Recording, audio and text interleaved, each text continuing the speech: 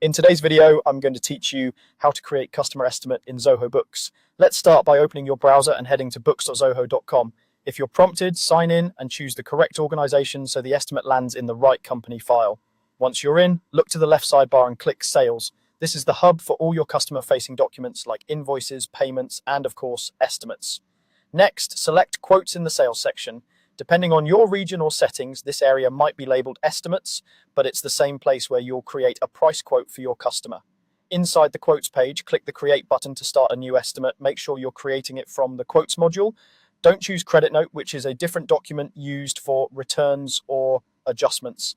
At the top of the new estimate, select your customer. If the customer already exists in your list, start typing their name and choose it from the suggestions. If they're new, add them right here with the essential details. Having accurate billing and shipping addresses now will prevent editing later. And if you use contact persons or email reminders, set those preferences while you're adding the customer. Enter a reference number if you have one.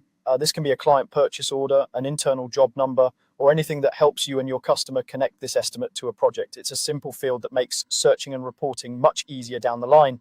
Now add your item details, choose each product or service from your item list, confirm the quantity, rate, and any applicable taxes. If you use discounts, apply a line level or overall discount as needed. A clear description on each line goes a long way in avoiding back and forth questions. If you track multiple currencies or price lists, double check that the correct currency and tax treatment are applied for this customer. You can also include notes for context and terms and conditions to spell out validity, delivery timelines, or payment expectations. If it helps, attach supporting files like a scope document or a brief. When everything looks right, click Save as Open. This sets the estimate to an active state so you can review it, share it with your customer, or send it for approval later.